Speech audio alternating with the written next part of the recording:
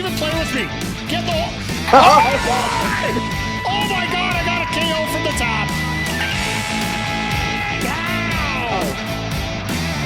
Oh, what a hit!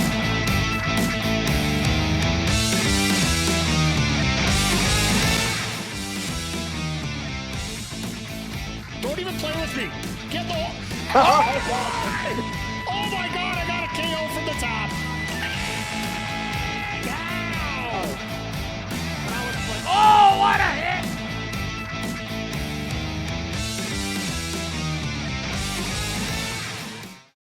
Hey, yo, yo, yo, and away we go. Hello, everybody, and welcome to New Year's Eve with Mike the Ref, of all people.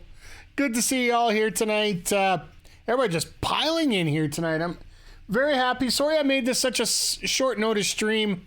I got home late from work. I'll be the first to admit it. I got home late, so I didn't get a chance to get all the formal posts all together and that. Thank goodness I was able to get the tier maker done up properly tonight, or last night, sorry, get it ready for tonight. So we've made it sort of a tradition here on the channel I think it's the last 2 years.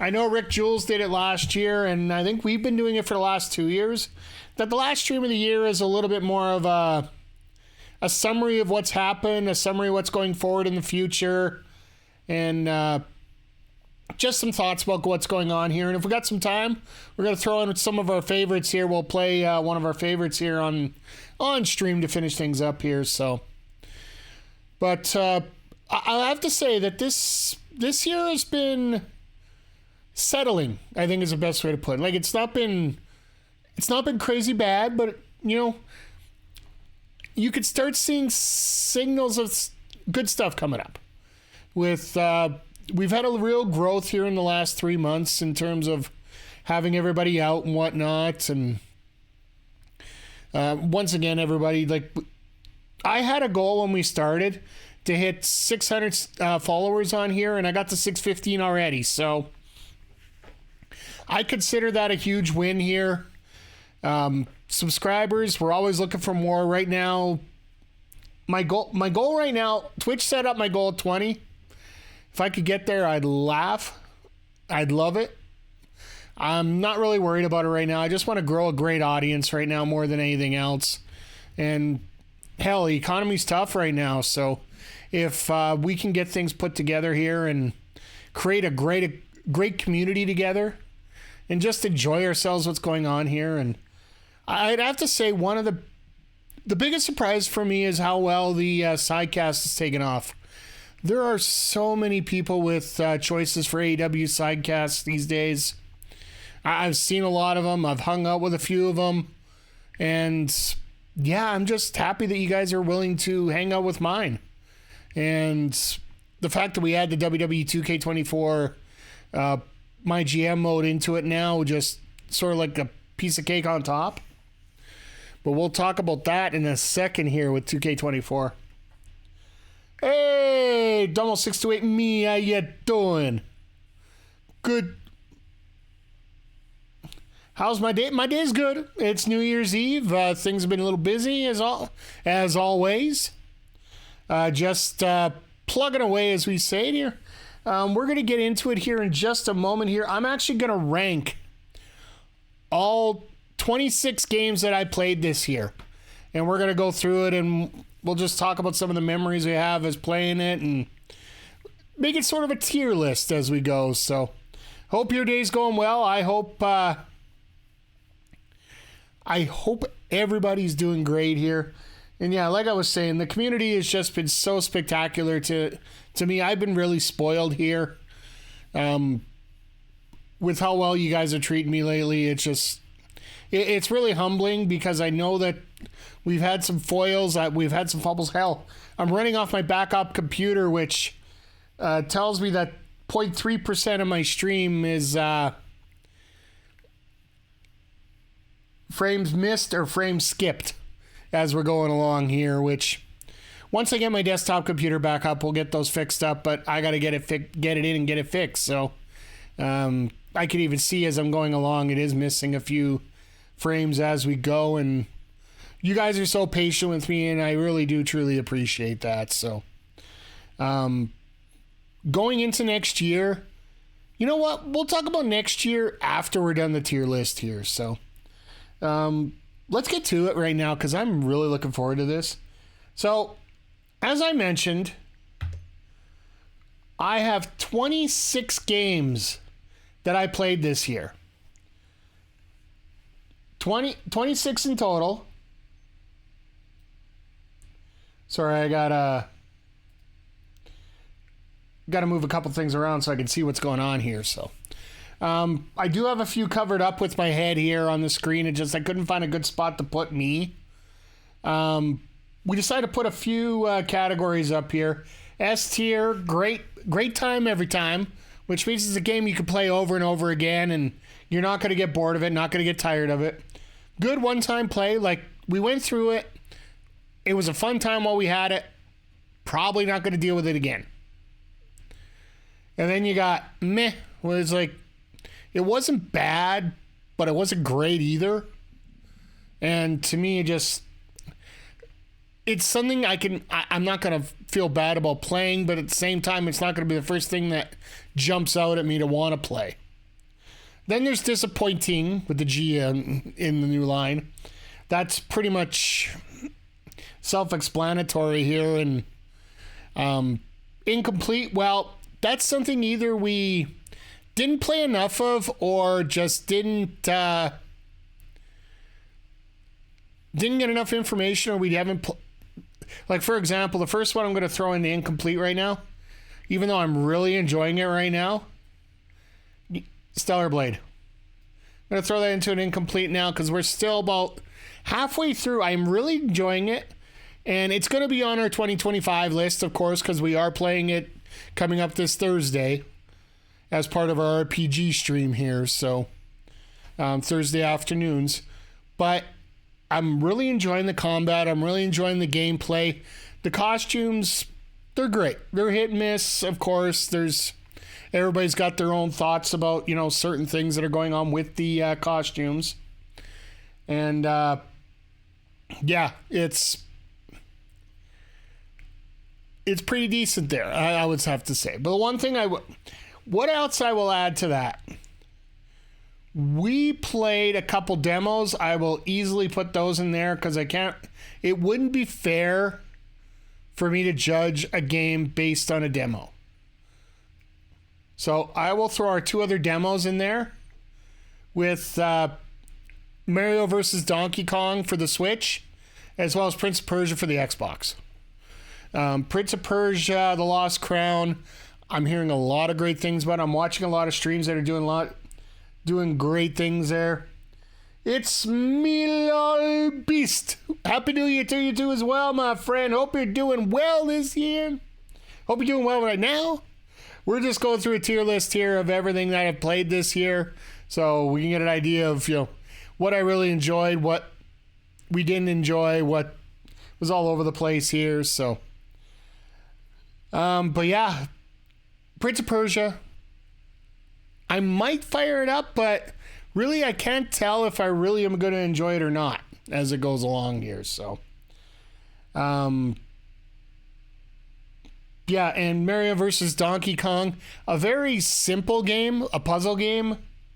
The demo, the first half of the first level is available on the Switch for free as a demo. I'll take it or leave it. If I got some time to play it, I got a couple hours. I do believe it's a DS game that they redid, or a Game Boy Color, but that they remaked and made better. So I'm not going to say it's bad. I'm not going to say it's great. I'm not going to say it's other. Also, I guess I'm going to have to put in 2XKO here as well. We got the chance to play it for a weekend, and I do have to say that this is a beta. This was a beta that we played. It's funny because if you go back on the YouTube channel here, the title of my video for the demo is 0-50 and loving it. I don't know if I won a single game online playing 2XKO, But it was so much fun wrapping some buttons on that game. It was an absolute blast.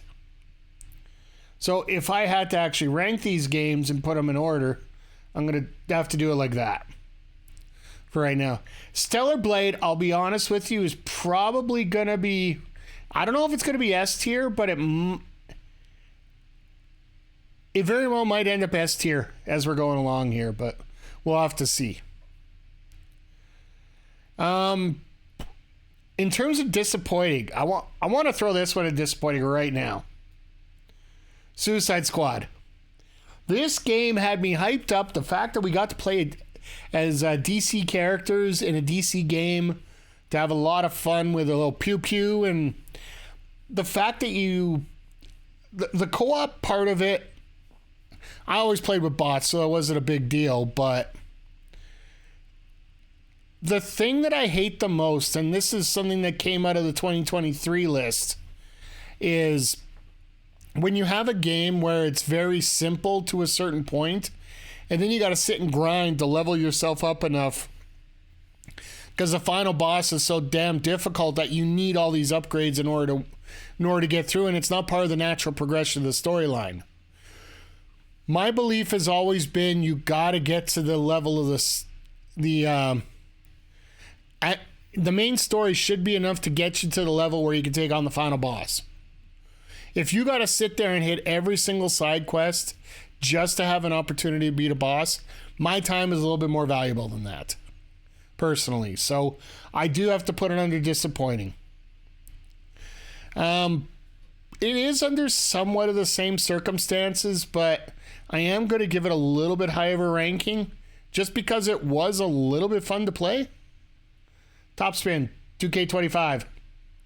First time it's been out since 2014 in a Top Spin series. I like this game. I wish I had more time to play it because it is like another game that we are going to get into here, which is going to go a lot higher up on my list, that you're going to have to sit there and learn the timing before you can get through it. If you want to progress yourself to a higher level, you got to keep grinding over and over. Learn the pattern, learn the story, learn how to get everything moving up into a right order here. And to me, Top Spin, if that was the only sports game that I had, but if you look down below, I got a ton of them that I played this year. That would have to be, it would be more advantageous to do it if I had a lot more time to play it. And once again, time is a valuable commodity, especially for a streamer, right? Especially for a variety streamer. But just looking through the list here, if there's anyone you want me to specifically jump to, let me know in the chat.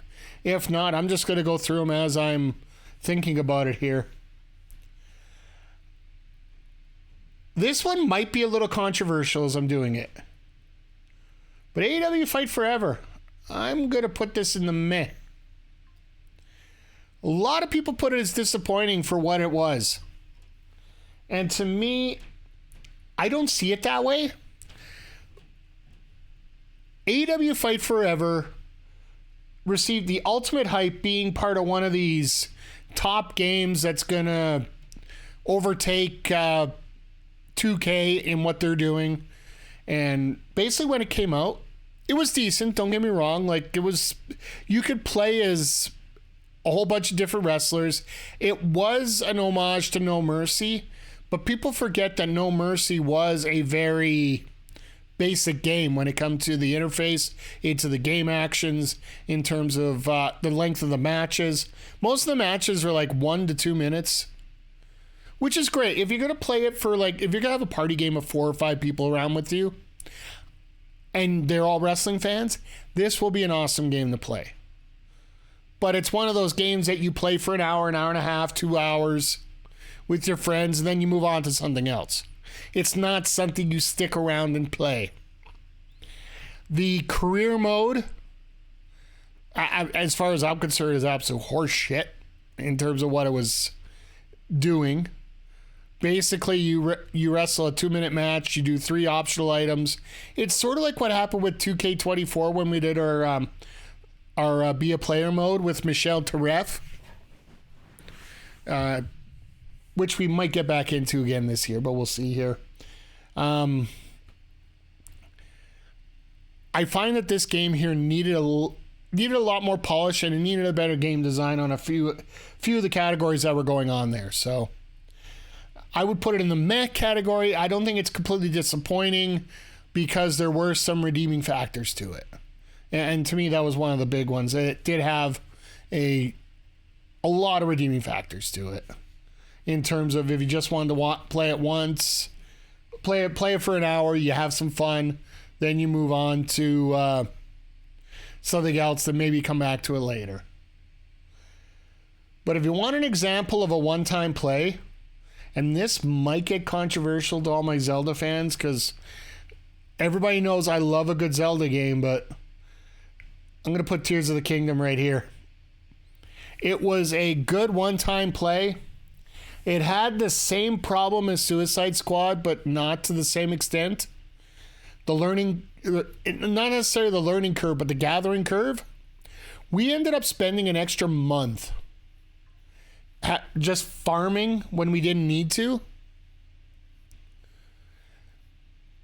for extra upgrades, extra gear and whatnot. Yes, it's great to try to 100% a game, but when we're trying to get through a main story online, it seemed like it was more of the last little bit. It was really disappointing to face Ganondorf because beating that boss was, I don't want to say easy because no boss is really that easy, but once you got the pattern down, it was very predictable. And then the dragon part was just a piece of cake on top, which I would have to say that in terms of the final boss, you might even consider Breath of the Wild a lot more difficult than actual Tears of the Kingdom. The dragon versus Ganon, or Wild Beast Ganon in that one. So I would say definitely worth playing, and we did enjoy our playthrough of Tears of the Kingdom, and that it was a lot quicker this time. I think it was only 4 months instead of 5 months in terms of our actual schedule, how long it took us to play it. And I found it to be a lot of fun. Like what we were doing, there was no mission there were a couple of the shrines that were a little annoying that we just didn't finish, and I had no desire to go back and play it again. So with that being said, I'm glad I played it. I don't know, unless maybe years from now I want to get some nostalgia buzz, I might go back and play it again. But you know what? While we're here, I might as well lop the other Zelda game, but I'm going to put it in front of Tears of the Kingdom. Echoes of Wisdom. The reason I put this game ahead of Tears of the Kingdom in terms of my ranking, a lot less time to play, 50 side quests instead of 100 that Tears of the Kingdom had.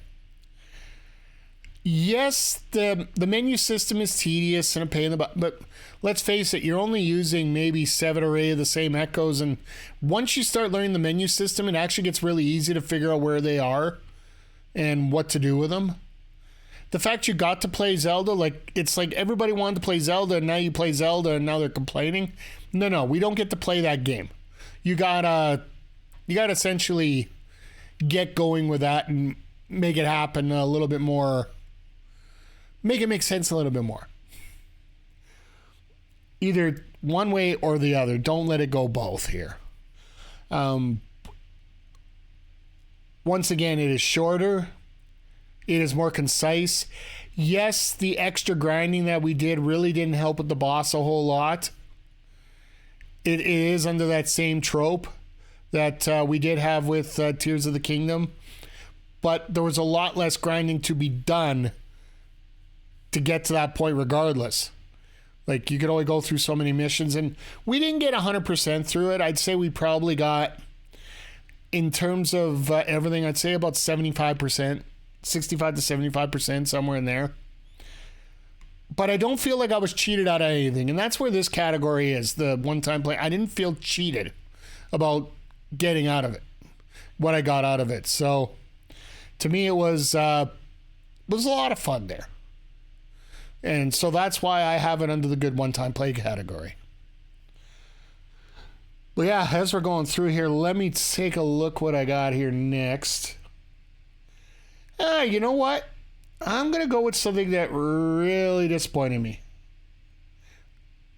Actually, I'm not going to say it disappointed me. It's more of a meh. And this one I'll put as a low meh.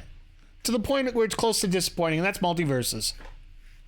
Yes, I know it was originally a beta when it came out, and then it just released later this year. But to me, it felt like Multiverses was trying to be a Smash Brothers clone. And just the way it felt and the way it grinded just didn't catch me same way like a Brawlhalla or a Smash Brothers itself did. There are many different other clones that you can play. Yes, it's free to play, and that's all. I'm always grateful for something like that. It followed a great model of including something we're going to take a look here going forward. But when it comes to Multiverses here, I would recommend checking it out. And once again, it's one of those times if you're playing with your buddies and you're at home hanging out and chatting as you're doing it, it's going to be a fun time, but I would say you'd have more of a fun time with a Party Animals or a Pummel Party or, hell, a Brawlhalla, to me, I think was a lot more fun than playing this Multiverses. And when it comes to it, I know it's still going strong and there is a good community for it. For me, it just didn't grab me the way that a Brawlhalla does or a Super Smash Brothers. So I would put it as a meh.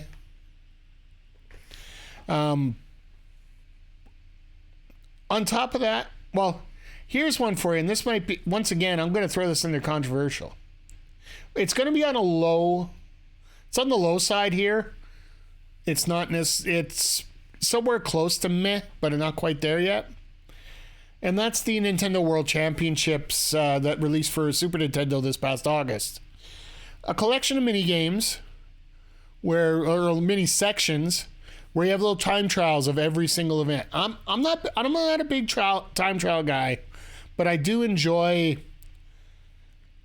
the challenge once in a while of having things come up like that. Just because when you have something new and you're trying to learn a game, they show you some focal points of that game and you show you different tricks and everything about it. We managed to get a whole bunch of A's and S's real quick without any much thought. The online portion was a little disappointing. I get it. You can't, when you're dealing with timing and you're dealing with lag, you sort of really can't have live head-to-head. It's almost like a ghost head-to-head, something that we're going to talk about in another game that's going to be coming up on this list later as we're starting to get closer to the upper tier of what we're talking about here. This game here, Nintendo World Championships, just really felt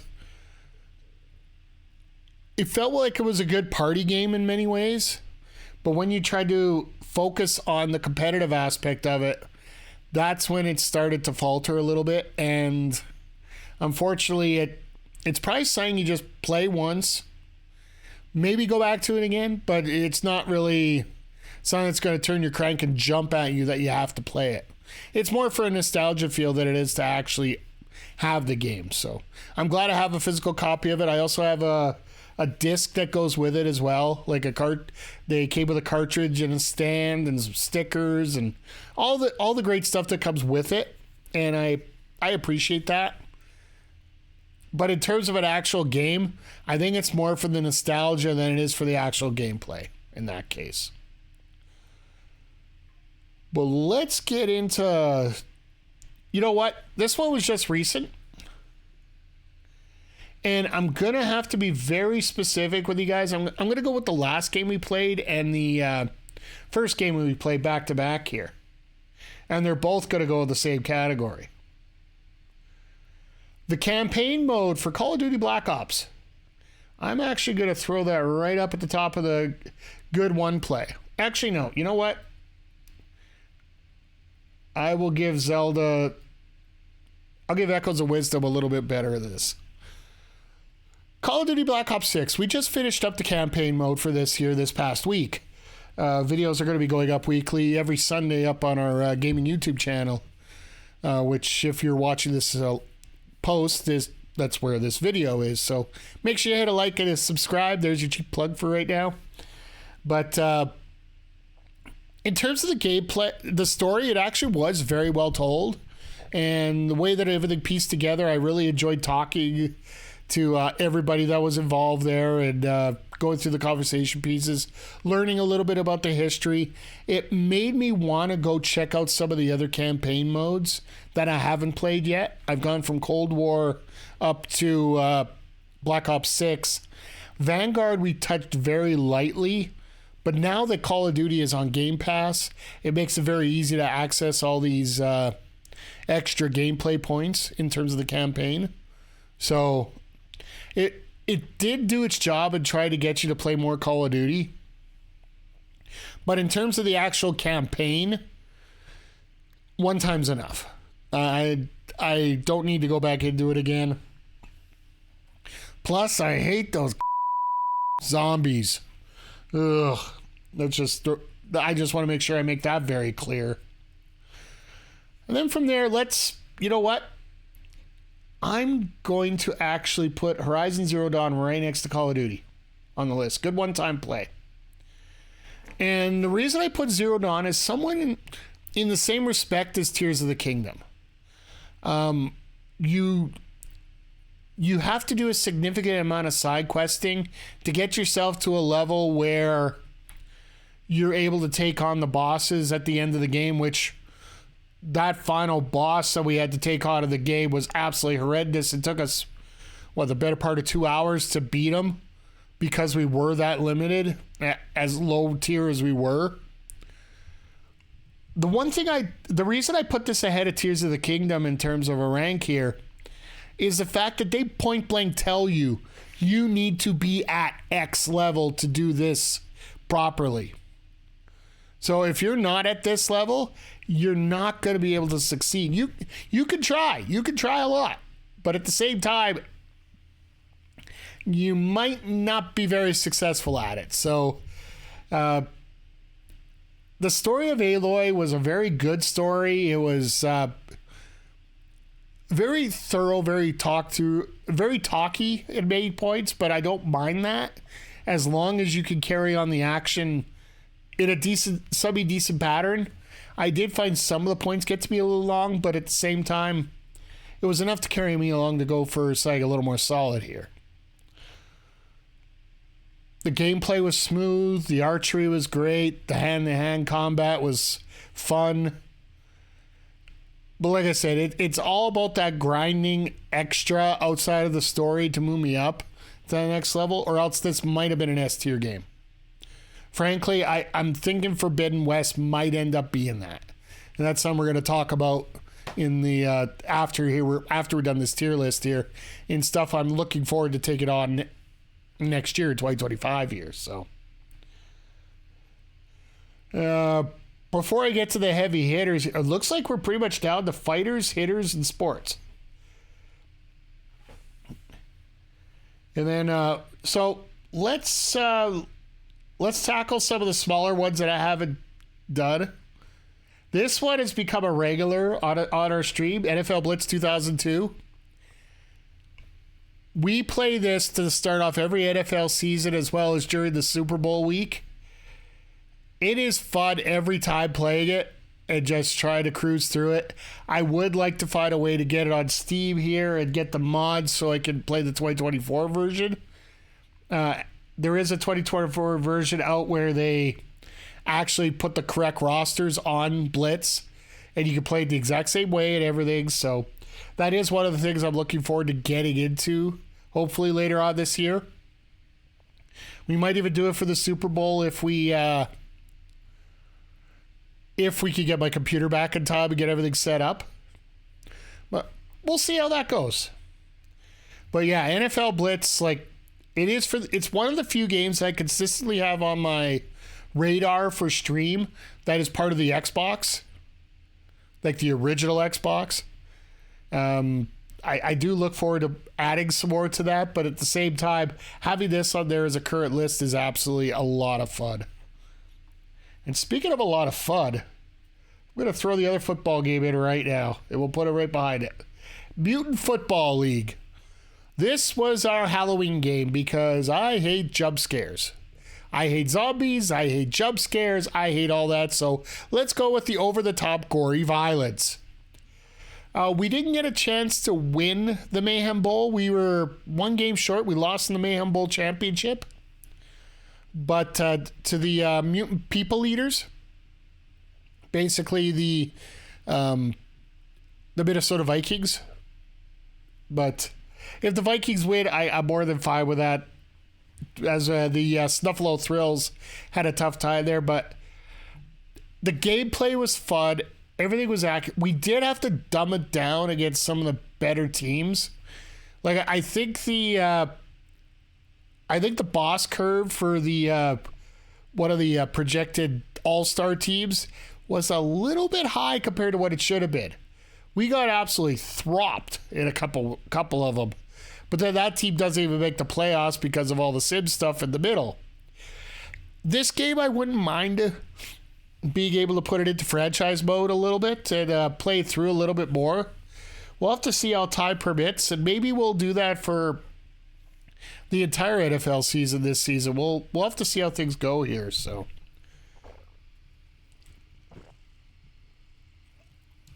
sorry, a little Pepsi for the soul there. But yeah, I would definitely say every time you get on that game, it is a ton of fun. And watching the refs throw all stupid things out, it's always a fun time. Now, speaking of a fun time all the time, and I'm going to move this even higher than both of these, Mario Golf Super Rush. Now, I know a lot of people don't like the button system and that for it, but for me, it's about being able to play with your friends and having a fun time. Like, I know in 2023 we did a lot with the Remember the Game community as part of their tournaments. This time I only got a chance to play it once this year with KJ on stream. But we were having a blast when we were out there on the course. And that's something I would like to get back into this year and do a little bit more of that as we move through and try to get things put together here in terms of a schedule. And I do want to do more collabs this year, and having people play golf together does usually seem to be a lot of fun. So as we do that, I think we're going to have some interesting takes on some new stuff going through here. So just so much fun playing it, and just looking forward to some simple games that we can all play together and just really enjoy it. All right, so let's go from one golf game to another. I am going to put this one a little bit lower. Yeah, this one's tough. This is pretty much on par with the other two behind it. PGA 2K23 with Tiger Woods there. We got a chance to play a few rounds online. I was doing a little bit offline, more so than online when it comes to a lot of this stuff. And I was a 3-button clicker, so forgive me. It gives you the option to do that, so I'm more than thankful to be able to do that here. The graphics are smooth. The courses are great. The story, well, it's a sim game, right? So it's no different than Top Spin. It's no different than another game that's coming up here that, spoiler, it's going to be, it's one of those games that's going to fit up in that top rank up there. So, for me, if I wanted to relax this spring, this is the majority of what I played. 2K23 off stream, just hacking around out, just trying to, get my character through Q school and, try to make myself the best John Daly I can at this point. But for me, I really enjoy playing this every single time I got my controller on it, so.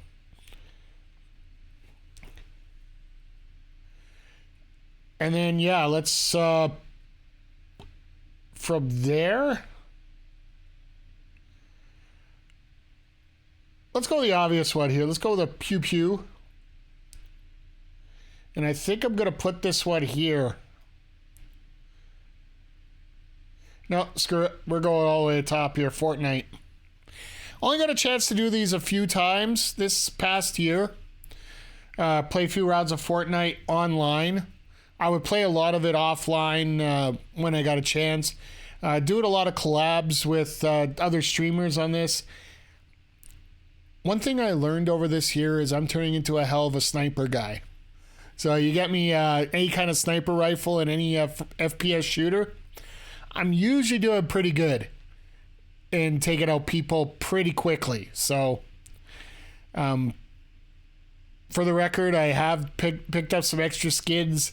I am a guy that, when you're playing a free-to-play game and you're really enjoying the game, I do like to buy some accessories just so we can support the game in different ways. I understand it's Epic. They got lots of money. But you know what? If I don't help out, you never know. That might be the difference in not being able to play that game anymore. So for me, I would have to say right now that's great time every time. Pretty much up there. So just because we're dealing with a game that's a little bit older here, I don't want to say it's meh, but I'm going to say this is over here. And I'm very tempted to put KI-94 under the good one-time play as well. KI-94 is that adrenaline rush that you always have. And you know what? I am going to call this right now. I'm going to put this over here. If this was KI 2013, it would be up in the great time every time blank. But KI-94, for me, it's great for that nostalgia rush. But once you get through a couple runs of it, it pretty much makes you want to play KI 2013. Graphics are fun. The music's awesome. Some of the stranger things you can do in the game are a lot of fun to deal with, but at the same time, this is one of those that you can't really say you're going to play it consistently every day and you're not going to play against your buds every single day. It just ain't built to that. All about KI 1995. Yeah. Don't get me wrong. I love the game STG and I appreciate the game to death, but I can't play it for long doses all the time. And that's the biggest difference I have right now between the two categories. I can play it one time, I can come back to it, play it another time a little bit more, and I like I said, it's pretty much on the border between the two, but I got to do a little controversial take here and bring it down to my top of good one-time play here. It seems like this category is turning into once-in-a-while time play, so. But I hope you're doing well, by the way, STG. Good to see you here. We only got 7 left here, and a couple of these are easy for me to put up here, so I'm actually going to, for the same respect, I have to say, just because the online's better on this, Marvel vs. Capcom Fighting Collection. We got a chance to play a little bit of this earlier.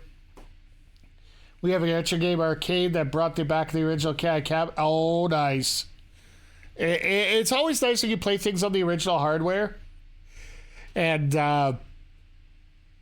yeah, if I ever got a chance to play either one of these games, either KI or the MVC Fighting Collection on the original hardware, I always try to do it. Whenever I go to my barcade, I'll always see if I can find it on one of those 3001 machines.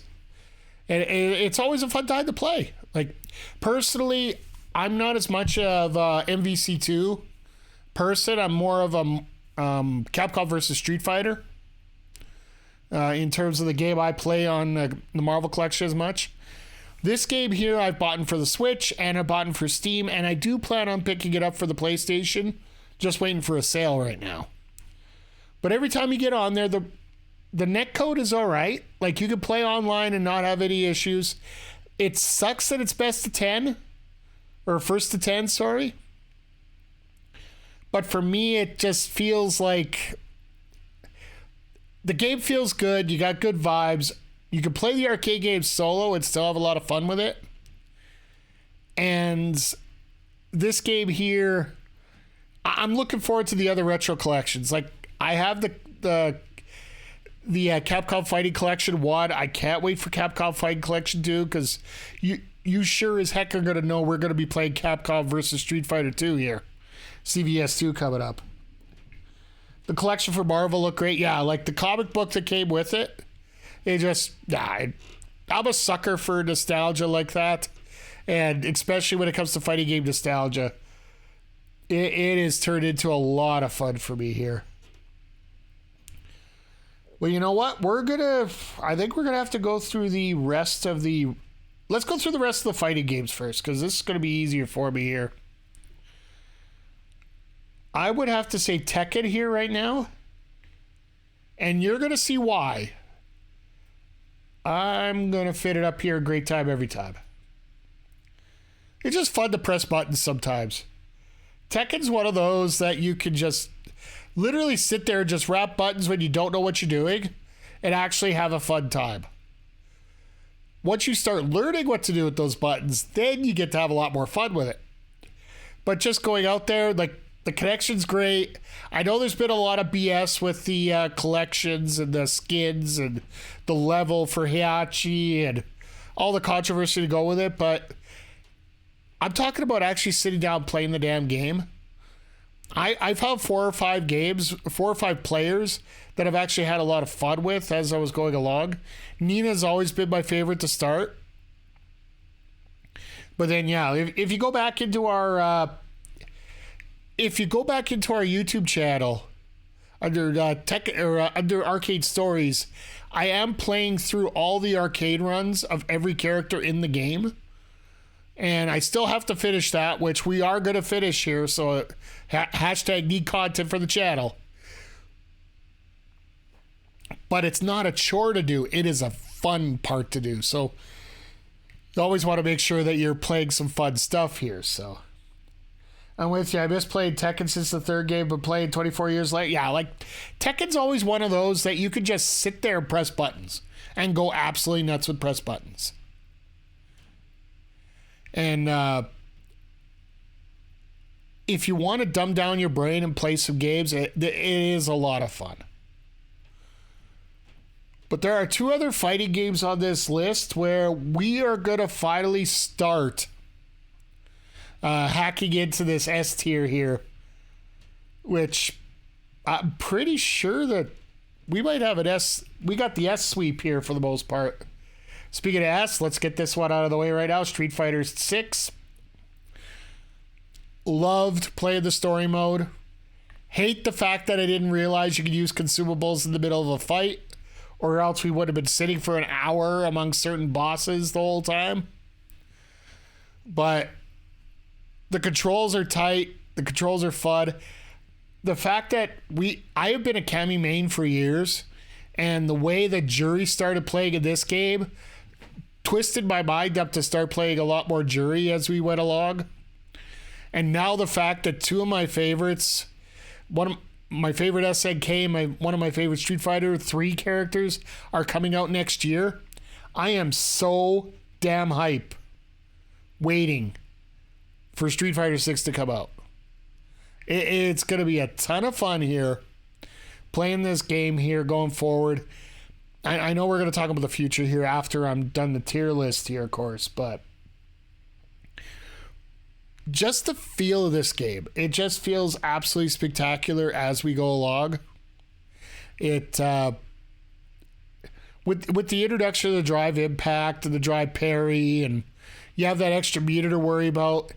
And the fact that you can pop your supers a lot easier than it used to be in Street Fighter V, which I do have the copy of. I still just haven't been able to get in and play it because I want to get a contrast comparison between the both.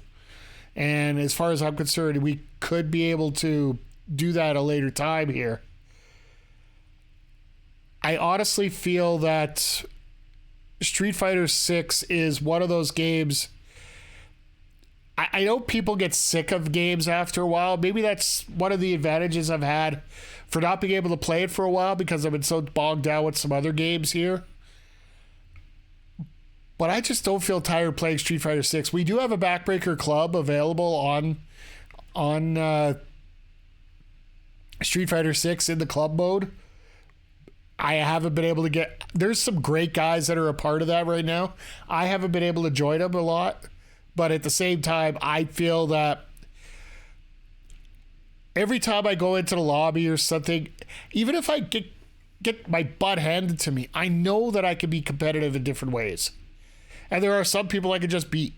Like, I know that if I spent some time in focusing, I could probably end up being a gold player or more. Maybe even get up a little higher than that. But I'm happy with my silvers right now, my bronze and my silvers. Just getting along in it, but it is a lot of fun to play.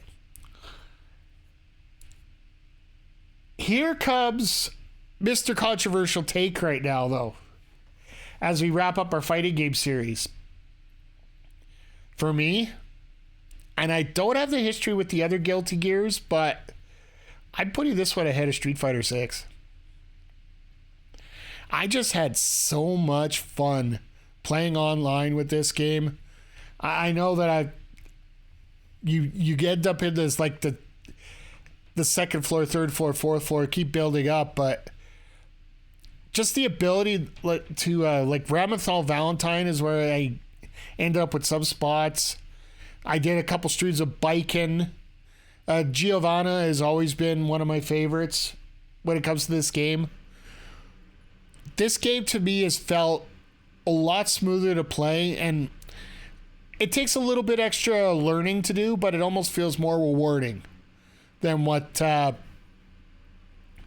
you would get in Street Fighter. Street Fighter, it's somewhat easy to learn. Guilty Gear's a little bit more advanced to learn, but it's not more advanced that you're going to get lost in it. Can't argue that Guilty Gear's mechanics isn't for everyone, but they did a great job with it. Absolutely. Like, I did pick up Xrd on a couple sales here. Plus, I do believe I got I believe it's R-Type or what is one of the names of the games I picked up during Boxing Day here at GameStop. So I want to try out some of the older versions, which I've been told the mechanics are quite a bit different than what they are here.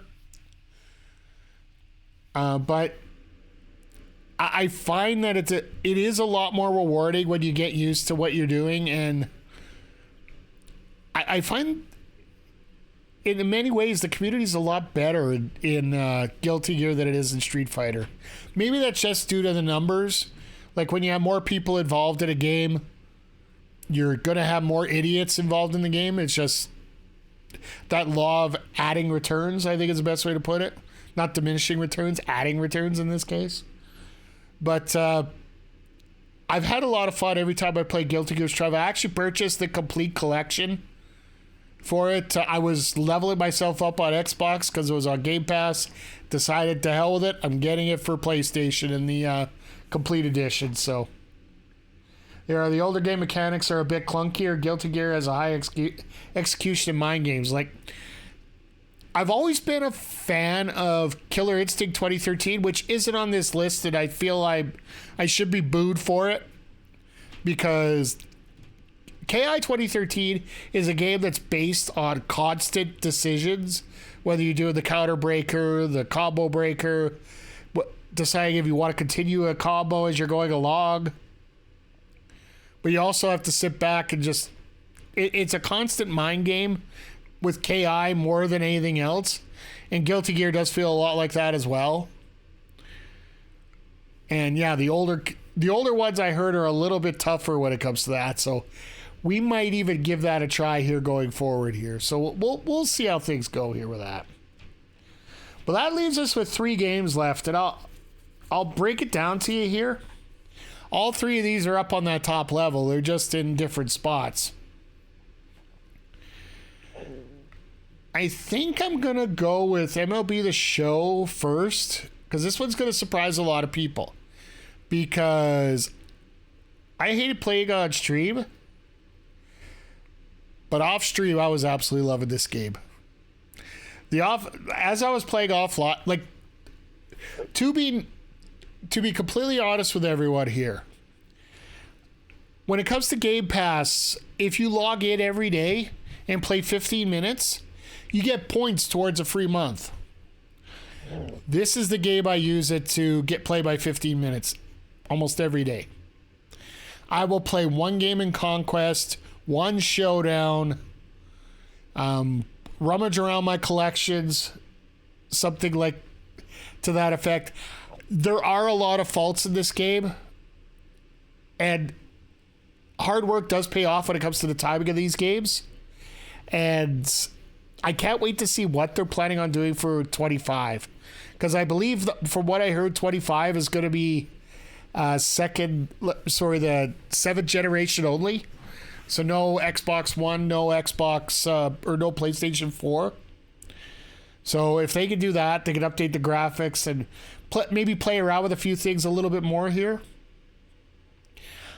I'm looking forward to see what's going on here with this. So I don't enjoy baseball games to watch on stream. Play them off stream yourself. Fantastic. Yeah, absolutely. Like that's where I'm at on this. And I do consider it one of my favorite games to play. And as we move forward here, I do believe we are going to play a little bit more baseball in 25, just to see what the feel is like. We might even do a little bit of 24 Road to the Show as we move into 25 here. So, but I'll get to that after we're done here. We got 2 more games to go. And these are the 2 that we play. Well, one of them we play a lot. And I will say a lot. And this is funny because I'm going to throw this one right here. WWE 2K24. And this one isn't necessarily for the gameplay. It's not necessarily for just how things look. Because I know there's bugs up the wazoo. Like, don't get me wrong. When we're doing tables matches or anything involving a table, the table all of a sudden goes flying 40 feet outside the ring, or a wrestler decides to yeet a table into somebody's face all the way across the ring apron. It just, ugh, no. That's horrible. But the fun that we have with my GM mode, and the way we interact with it every Wednesday and Saturday after we watch AEW, it is a lot of fun to hang out with and enjoy. It's very basic. I would like to see if they can do online GM, so then I can bring somebody else and we can debate back and forth for a couple hours about wrestling at times as we go. For me, that would be a lot of fun. But 2K24 is an absolute gem. In terms of my GM, it is so much fun to play and so much. It gives you enough things to worry about without having to overdo it. It is. It makes you remember stamina. It makes you remember classes. I wish the classes didn't have as much of an effect on people because, well, frankly, I'd like to see some more interesting matchups in my matches, in my shows. But if you have to have a brawler with a fighter, a giant with a cruiser all the time, and you don't necessarily get, and you don't get an extra bonus when you have a specialist because it's like a free space on a bingo card. For me, that just, it makes more sense for me to, it makes sense for me to have not as much emphasis on the classes as you go along here. But did you put Fight Forever as an S tier? No, you can actually see it's under meh. I'm not saying it's horrible. I'm not saying it's great. But I'm saying that you can handle it for an hour and then you probably have to put it down. Same thing in Multiverse, same with Topspin. Those three seem to fit absolutely perfect there together. So I would like them to go with a different developer and try to create something different. Something maybe a little more cartoony. More like, if we could talk about it before. Handle it for 8 minutes tops. Yeah, I get it. It's a party game to handle with a bunch of buddies here. If I had my way, AEW Fight Forever would be more like WWE All-Stars. The cartoony style gameplay, the over-the-top, just have fun with what you have, right? And to me, that would be the perfect thing. But there's work to be done with that. But I would have to say that's one of AEW's biggest failures this year. There's been some, but I'm not going to go crazy on that. We're not talking about wrestling at this point, but we got one game left. One game. And I will tell you this. There hasn't been a game that I have enjoyed as much as Astrobot since it came out in September. That one is definitely going right up in the S tier. The soundtrack is awesome. The gameplay is so much fun, even though there were a couple levels that were absolutely nuts and we spent hours on them and we never got it done.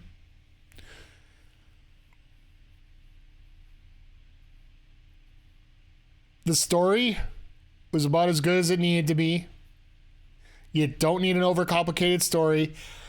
And in many ways, when I first opened it up and first saw what we were doing, it reminded me of our top game from last year, or one of our top games from last year, Kirby and the Forgotten Land, where you have to go to different levels and rescue the different Waddle Dees. And then when you get enough Waddle Dees, you can go take on the boss. This was almost a paint by numbers to that. And to me, that says, like, when you have such a great formula like that game did, it helps you create that atmosphere. And now PlayStation now has their own mascot. As much as people could say it was Crash or whatnot, and they had different mascots going forward, it's now Astrobot. Astrobot is their mascot going forward, and it makes sense. My 8-year-old niece loves Astrobot. Saw it for the first time on Christmas. I see the hook. Honestly, man, like, this game here, it is funny because Christmas Eve, or it was last night when I was setting up the tiers, as well as on Christmas Eve. I'm watching a couple streamers playing Astrobot, and the only words that keep coming out of their voice, it's so cute. And that's what so much of it is. It's nostalgia. It's the cuteness. It's the over-the-top enjoyable scenario here of playing this game, Astrobot. And for me, it has to be my top game of the year. What did we take? We took about a month and a half. We didn't 100% it, but we did get the story done. We started getting into some of the more difficult areas. But the most important part, we had a ton of fun with this. But that's going to be our list here. For those in the chat right now, and what I will do for the YouTube channel, I will send you guys the link to this tier maker that I made up. And you guys can come up with your own tier list of all the games I played this year. Please send them to me. Let me know what you think. I'm going to download this. I'm going to put this post up on my socials so you guys can check them out yourselves here. Let me do this before it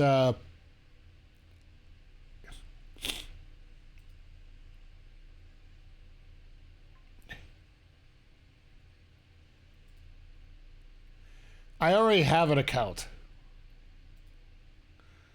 Ugh.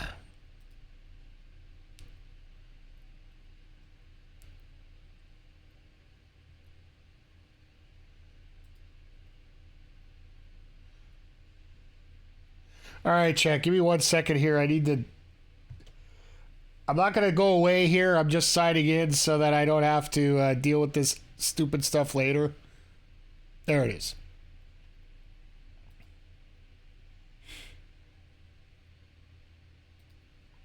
All right, so that's already logged in here. So that we're good at this point. Let me back out. I'm just going to do a full face screen here at this point. So now that we've gone through the entire tier list of everything we got here, I want to talk a little bit more about what we're planning on doing for 2025. So we've had a hell of a time here getting things accomplished here in 2024 with, let me clear that off the screen here so I can see you guys a little bit easier here. We've done a lot here in 2024 here with playing a lot of RPG games, a lot of sports games. We've had a lot of long games. I will say that's been one of the key things that we've done here. Whether it be Tears of the Kingdom, Stellar Blade, Horizon Zero Dawn. These are chunky games. And while I love playing them, they do take a lot of time, and I don't feel I want to do 2 in a row. Like do one on Mondays, one on Thursdays like we've been doing before. So we're probably going to settle down to 1 day a week. We're going to keep our Thursdays as our RPGs. Some of the games that I'm looking forward to just starting to, like Tears of the Kingdom ended up being about 5 months. Last year was 6 with Breath of the Wild as we're getting ready. So yeah, I enjoy it. Like, once again, it's what once is great. I'm not going to go back for a while on that one. So, games that we're looking forward to this year, and I'm keeping it wide open here because we do have a lot more going on here. So, Horizon Forbidden West is one of them I want to look at. I'm looking at God of War Ragnarok. We already played God of War, so it only makes sense to check out Ragnarok. I want to get back into like a Mario Odyssey because I have it, but I've never played it. After playing the Echoes of Wisdom game and the art style, I want to get to a Link's Awakening. I haven't played that yet. We might go back into Skyward Sword and give that another shot now that we've had a little bit more experience with things going through. But once again, we have a lot of stuff that's coming up as well.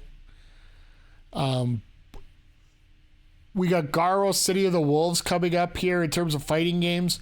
I want to get more fighting games on the channel here. We are going to try and open up the weekend spots a little bit more for fighting games. Not just sports games, not just the regular conglomeration that we've been having. Tekken 8, Street Fighter 6, Guilty Gear Strive, Garo. I want to get King of Fighters in there as well. What are the main genres? Like, I'm all over the place. I'm not committed. That's the scary thing, STG. Like, for so many years, I was strictly a fighting game guy.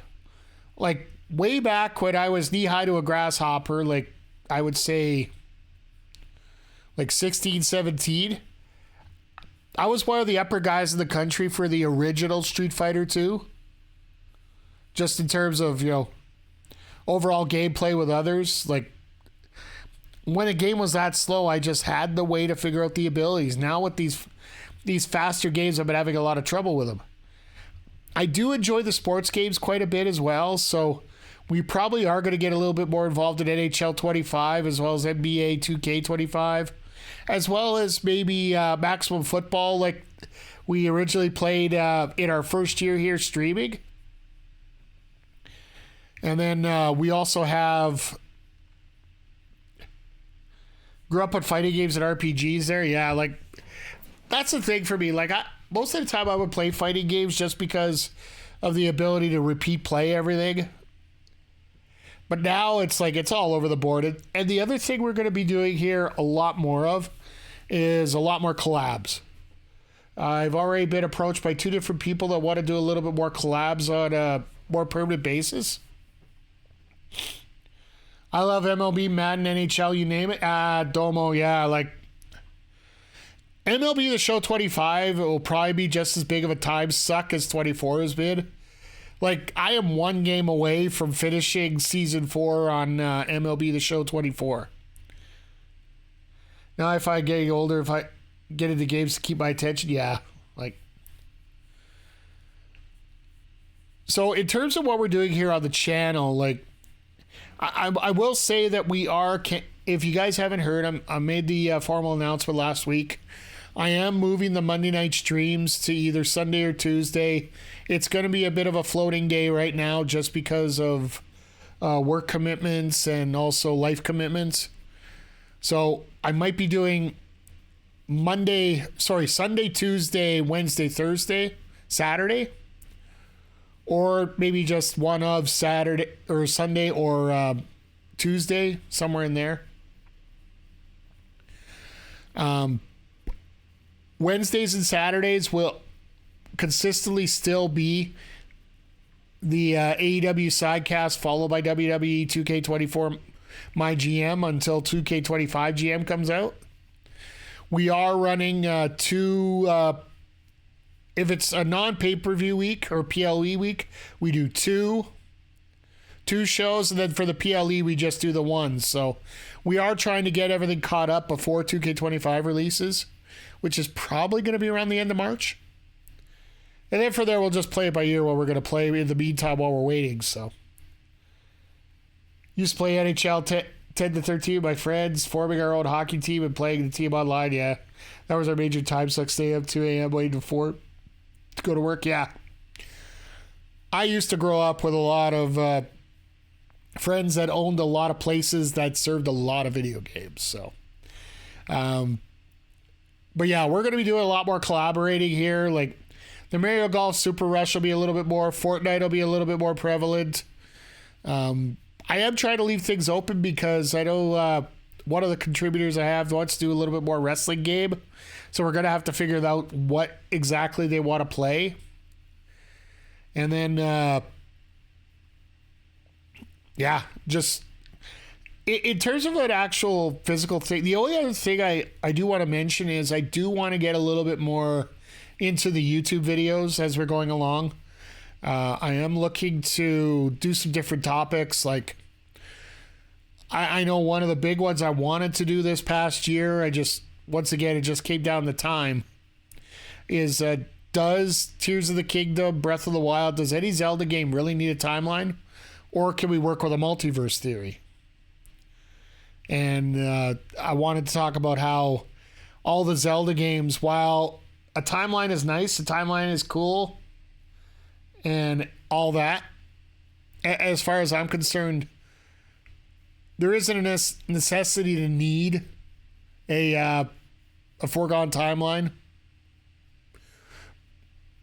A lot of Hyrule Compendium people would be pissed off at me for that, but I digress.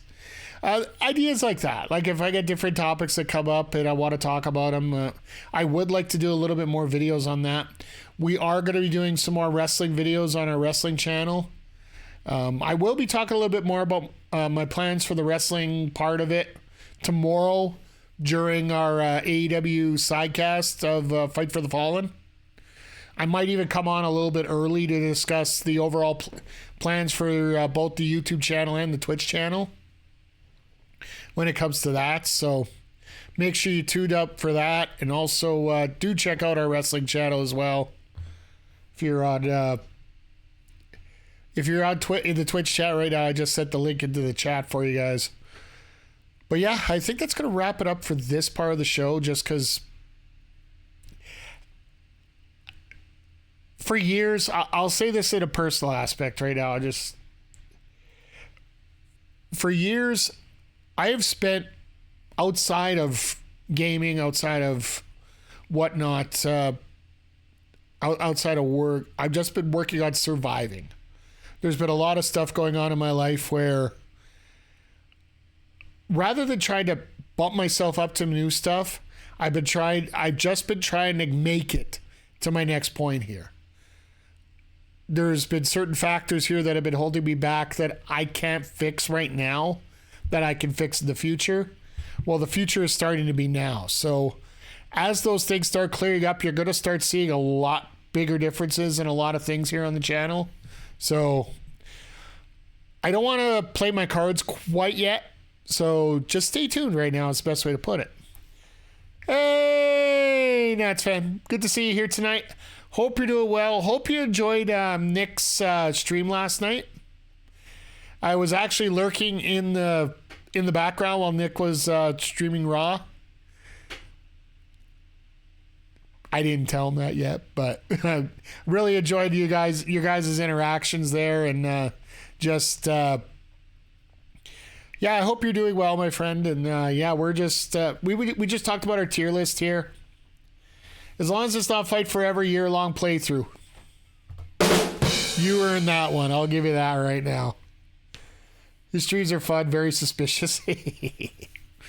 Yeah, it's been a fun time here. You know what? As much as I talk about myself and everything that goes on there, I'm not very big on talking about myself when it comes to taking credit for stuff, because I really can't. It's all because of you guys. All the support I've gotten over this past year here. And I have said this before, I will say this again, and I will say this forever. For me, if you want to help out this channel, the best way you can do it, subs are great. I'm not going to argue. If you want to hit the sub button, feel free. If you want to show bits, donations, whatever. For me, the best thing you could do for me to help me out in terms of this stream, just tell your friends. Tell your friends, tell your enemies. Let everybody know what kind of fun we have here. And just get them in here. Just get them in here. Let's get us all together. Let's make this community even bigger than it is now. I do have a couple of personal goals. We were within a hair of getting one of my personal goals done on that stream where Nick rated me there. So STG, I'll be straight up with you. It is a side gig. However, I want to make it to the point where I'm. Let's face it. I'm 47 years old. I will just bear with Nats fan. I'll get back to that in a second here, because I really did want to reveal it, because it was actually a 2025 goal I had that I was within a hair of doing. Nick, when Nick rated me that one night, I was within a hair of it, but we'll get to it in a second here.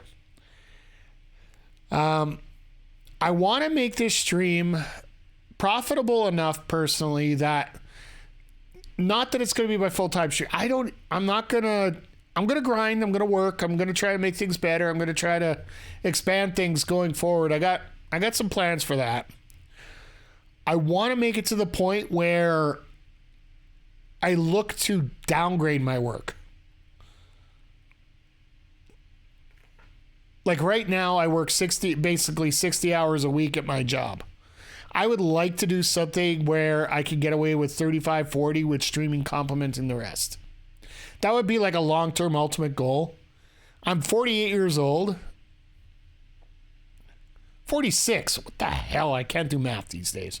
I'm 46 years old, and the body don't move the way it used to be here. So, and I'll let you in on this, because this is going to get edited out for the YouTube video anyway here. So, one of my 2025 goals, and I wanted to accomplish it early, was to get an average viewer for one stream of 10 people.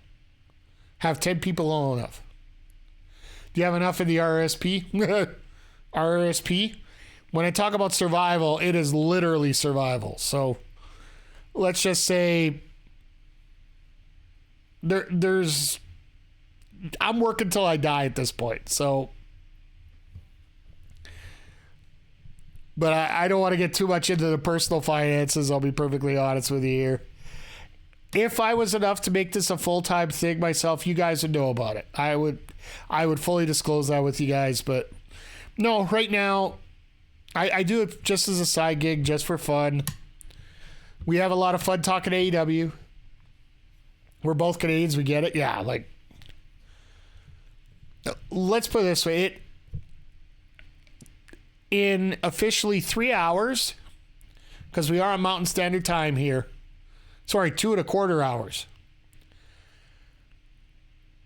Backbreaker Media, the company that I run with, dealing with wrestling, video games, and whatnot, and we run with other ones,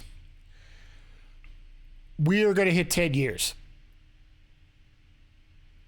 We started January 1st, 2015.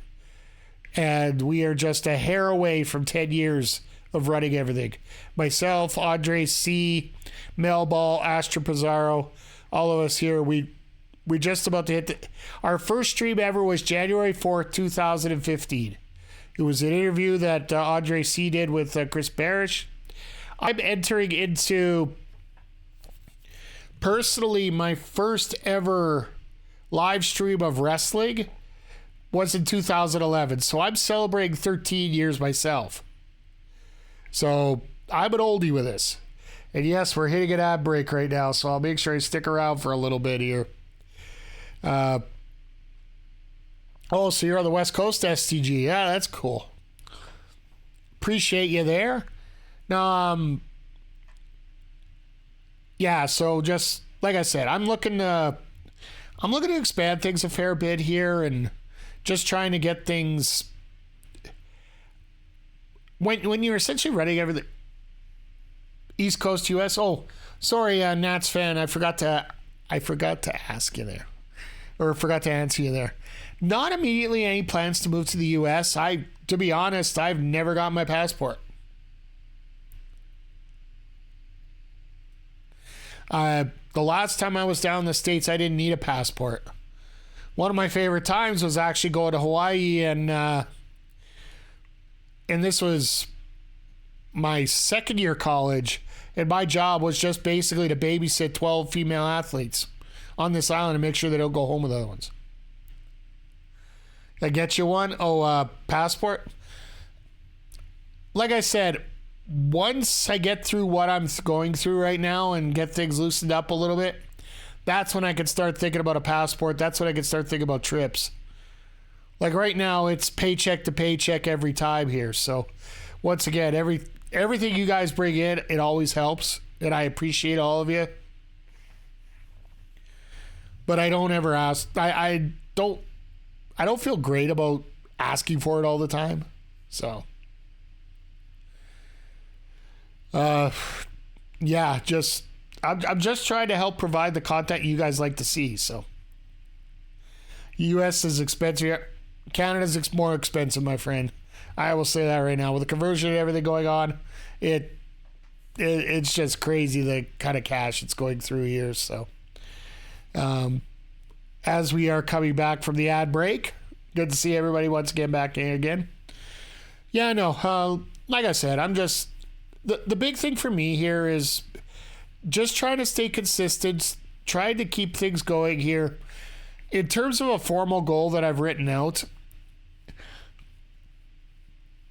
you have a VPN, so no ads, Nats fan? Yeah, there's a couple here that did have ads, so I like to think of when I get into gaming streams or whatever, I usually don't worry about that a whole lot. Just because there is Twitch Turbo available. That's what I use personally here on Twitch. I can't afford subs for every person I enjoy watching, but Twitch Turbo allows me to watch the stream and give the ad revenue to the streamer without having to pay for everybody's stream. So basically the cost of two subs gets me a free month with no ads. And that goes directly to the streamers. So I like to help support that way. It's like when everything is That's why I buy all my pay-per-views rather than going through those other sites. Same thing. I'm a content creator. If I want people to support me, I have to be able to support them in their own way too. So I usually reference Chelsea Green as my girl. Ha! I'll throw you that there for that. So yeah, our 2K24 playthrough, we actually, our goal was to have as many Canadians as possible. But unfortunately, our random roster that we got didn't have a lot of Canadians that are on the roster right now. But we did pick up Sami Zayn and Chelsea Green as our two focal points for the Canadians here. So we did also pick up Piper Niven, so hopefully we get the tag team working there. Our debut of Season 4 is going to be tomorrow night.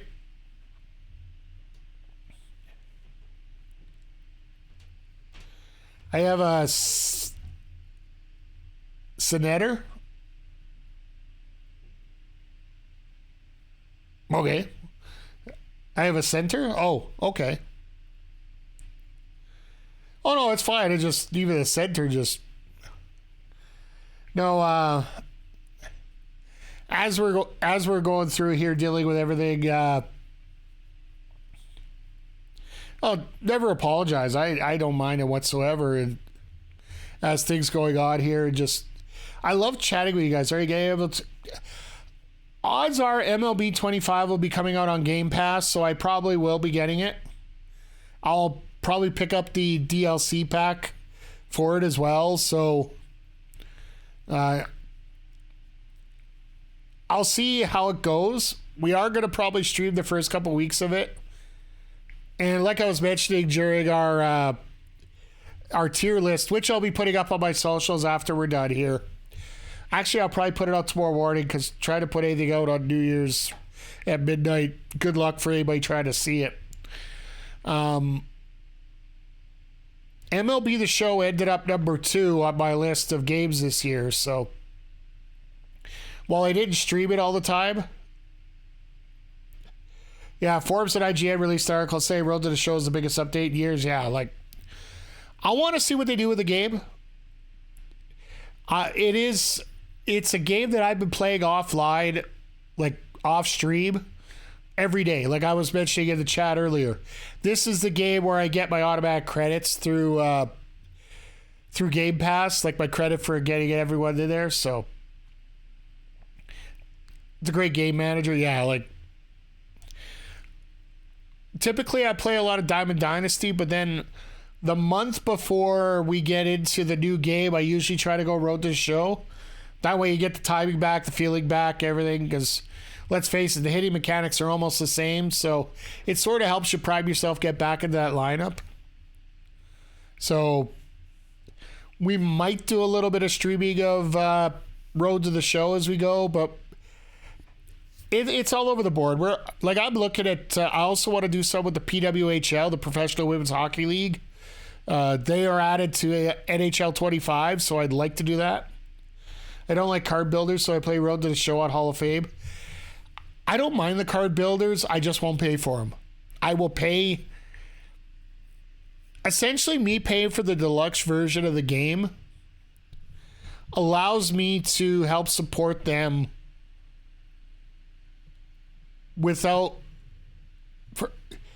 The biggest thing I did for... biggest reason I did it is because they offered double dailies. Since I got the DLC pack, I get 2 extra bonuses a day instead of 1. Just for logging in. I don't pay anything extra into the game, so... And I try, like I said, I try to help the developers whatever I can. And it's the same thing like I was mentioning with Fortnite. I actually broke down and bought the Master Chief skin that came out this week. I haven't played in a while, but I know I will be playing with Master Chief. And I know it's a free game. I know there's a million different modes. But I know that they live off cosmetics and skins. So that's why I make sure that if there's something I like, I'll make sure I pick it up because I know I will be playing it. Am I excited for Netflix on Monday? We'll see. I'll be honest, Netflix for me isn't the best option because I'm a big channel surf guy. I am a huge channel surf guy. And now that it's on a streaming service, you don't really get the opportunity to change the channel. Like, for example, football playoffs. You got your NHL on Prime. And that's the biggest problem I have right now with it. It's the fact once you're on a streaming service, you're on a streaming service. And the thing is, Nats fan, and here's a little difference between you guys in the States and then us in Canada. You only have to worry about Raw on Netflix. In Canada, Raw, NXT, and SmackDown are all on Netflix. They've moved off TV and all onto Netflix now. So if you want to watch, you got to watch it on Netflix. So AEW is on Max. Up here in Canada, it's partially changed. AEW Dynamite is staying on TSN up here in Canada, which is our ESPN equivalent. There is no more Rampage. Rest in peace. But Collision is moving to a new channel. It used to be the Discovery Channel here in Canada, but they've officially rebranded it as the USA Network here in Canada. Don't think that's going to be confusing to anybody watching on Twitter right now. So it's going to be interesting how that lines up. I've already checked out the channel, and we'll be good to go. Yes, it's a USA channel in Canada, but it's not the same USA channel that they have in the States. If that makes any sense to anybody here. But yeah, so that's where we're at, and I'm actually going to be able to save a few bucks because no longer in 3 minutes. Sorry, oh no, we get the Law and Order reruns. Don't worry, some of those were filmed in Toronto, so that's Canadian content. You're allowed to have that on there at nauseam. In 2 hours and 10 minutes, I will officially have owned the WWE Network from day one to day close. Because as of midnight tonight, the WWE Network is no more. And Snow Penguin, happy to see you, my friend. Happy New Year to you, my friend. Hope you're doing well. I know you were checking out the Pummel Party there with Walker and such. 999 ads, rest in peace, yeah. So, actually, we didn't get any ads on ours. So, the 999 ads, yeah. Well, everybody mentioning it at nauseum every 5 minutes. Yeah, I remember that very well, unfortunately. But, yeah, like, it's going to be interesting to see how things go during the streaming era. None of our wrestling promotions are going to... Oh, I'm sorry. I still have the shirt, and I don't put it up on stream because, of course, it's a swear word here. But you know that Get the F Out shirt that they had? I still have mine from 2003, whenever the World Wildlife Fund beat out WWE here. So, but yeah, that's at a party we're playing Hughes and Q's. Atta boy.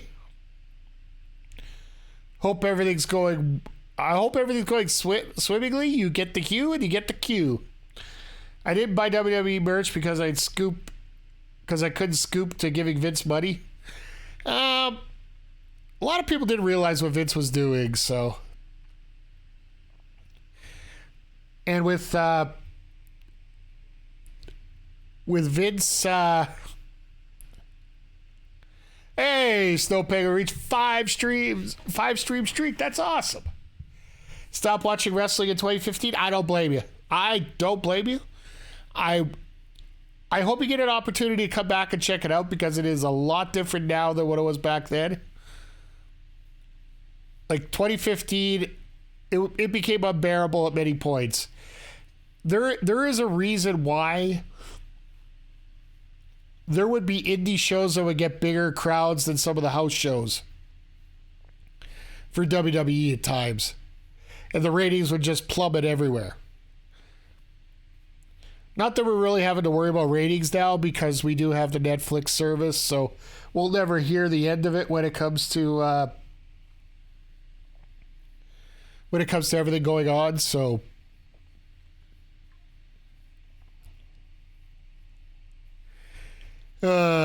just watch from 1991 to 2004, returned in 2018 to try AEW. Hey,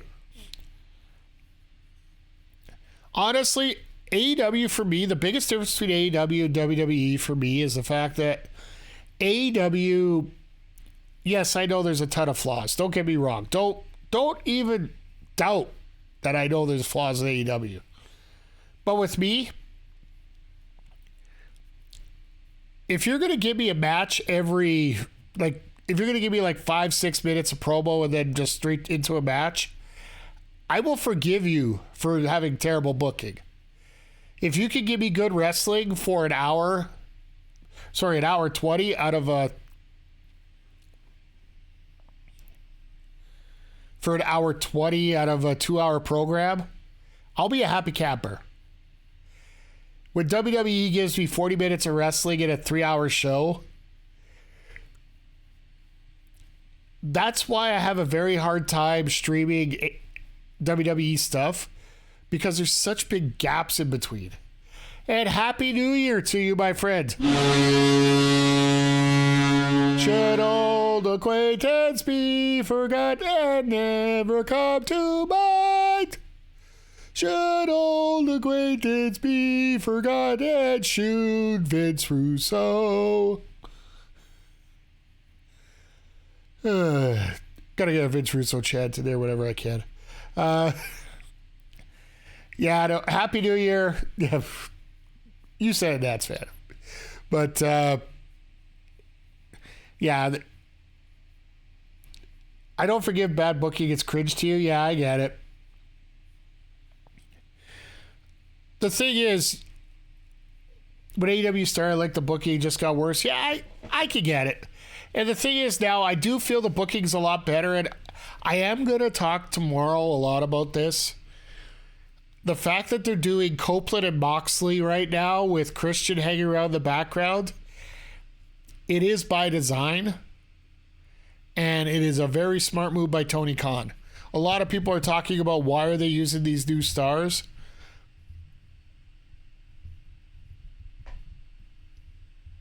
He's unbelievably disrespectful to people IRL. Which one? Oh, Russo, yeah. That doesn't surprise me one bit. No, when you have those three wrestlers there in the main event circle right now, it does make a lot of sense if you think about it. So, it's all I'm wanting is just for it to make sense, and I watch weekly hoping. Do yourself a favor, and like I said, the one thing I pride myself on when we do our sidecasts here is I try to put the pieces together on some of these matches, and then if there's some matches that just don't make sense, we completely miss it and we move around. Kyle Fletcher needs the world championship. No, he doesn't. No, he doesn't. He doesn't need to run away.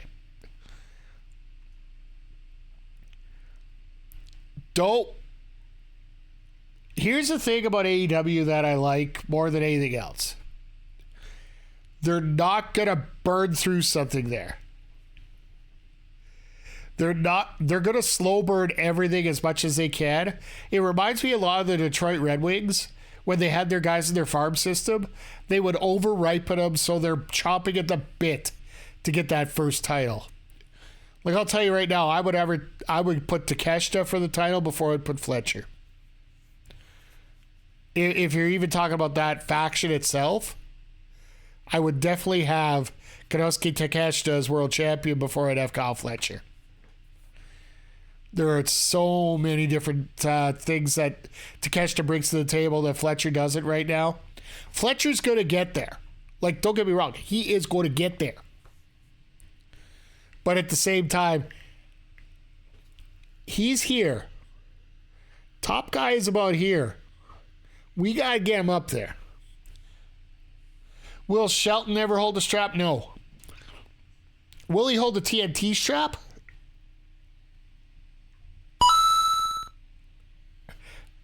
I think there'll be a little gold coin in that. Them Dar Hills, as far as I'm concerned. I think he gets one of the big card titles. But apparently we're getting the Hurt Syndicate here coming up tomorrow night in a tag match. So, okay. But yeah, there is so many good things coming up here with AEW that I know a lot of people give it a lot of flack, but for me, I want to go for the ride. I want to take it for a ride. That's oh, that's right. That's who it is. The claim that they're taking on. I think Max Caster ends up in the Hurt Syndicate by the end of that match. I really do. Just because, or one of the two. It could even be Bowens and throw that curveball out there. But either way, I could see something happening with those guys there. Ricochet, I could see moving over. There's a lot of different balls in play that you don't know which one's going to get played. It's like when you set up MLB The Show. You got 5 different pitches. You got 9 different spots in the strike zone. Tony Khan basically can pick whatever pitch and whatever spot in the strike zone he wants.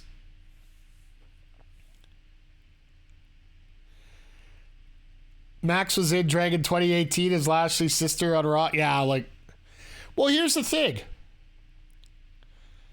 If WWE is going to trash AEW in different ways, and they are. They ran a damn house show the same night that AEW's ran their pay-per-view in the same town. Nobody can tell me that's a coincidence. Nobody. If the social media of the TV channel can get a few shots in there, Vegas, right? No, it's Orlando last Saturday.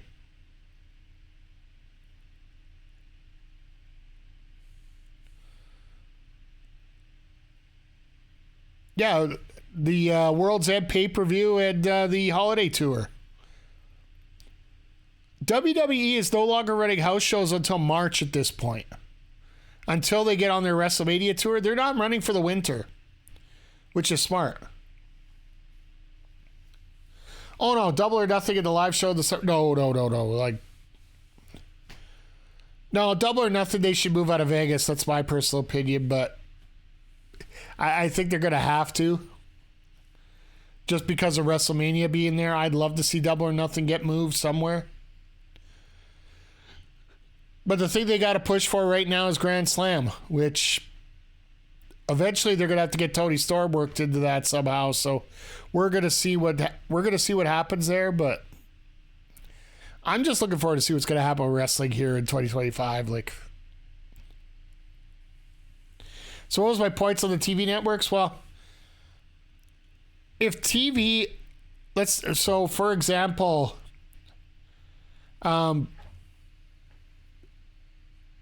if Warner is actually, or Warner, Max, whatever, is coming in there, is paying you that much money for your program, like $185 million a year, and the other program's disparaging you, you think you're not going to try to protect your investment just a tiny bit, even if it is social media only? And also, the fact that social media accounts are allowed to have fun now, that's the thing I enjoy the most.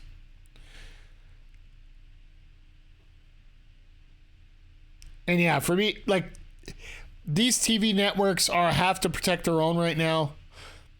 One of my beliefs, and I'll elaborate a little bit more on Thursday, I do feel that Collision is going to be moving starting in the summer. We are going to have Wednesday Night Wrestling and Thursday Night Wrestling for AEW instead of Wednesday and Saturday, which is going to be a little rough at times, but not the worst thing in the world. I honestly feel that we're going to have, like, TNA is going to get their spot clamped up by AEW, which is basically going to drive any fans that they had pretty much away at this point. So we'll see how that goes there. But no, it's funny. Every conversation I get into about gaming turns into a show about wrestling. So it's been a lot of fun here tonight, guys. And I'll be honest, I was going to play a little bit of Astrobot before we were done here, but I think I'm going to wrap things up here for tonight. Getting a little tired here. Will Collision go to Monday because no network TV? No. I don't care if it's network TV or not. Your main wrestling show is running on Monday. You do not run Monday. That is career suicide for your program. But yeah, I'm going to head out now. Let's see, is there anybody I want to send you guys over to tonight? I think Walker's still on, so they're doing a little pummel party, I do believe. Yeah, I hope you have a happy new year here. Yeah, Walker is, he was doing a little pummel partying earlier. I don't know if he's still going yet or not, but yeah, next time I'm going to be on is on tomorrow night with the AEW Dynamite Sidecast. You can check out this video coming up later this week up on our YouTube gaming channel. And I'll have the list for the socials, or the tier list I'll have up on my social medias tomorrow. So once again, everybody, thank you for being here. Normally I'd have outro music, but this laptop can't handle it. So with that being said, I will bid you adieu. And always remember, be part of the solution, don't be part of the problem. And we'll see y'all here next time on the MikeTheRef Twitch channel. Take care, everybody.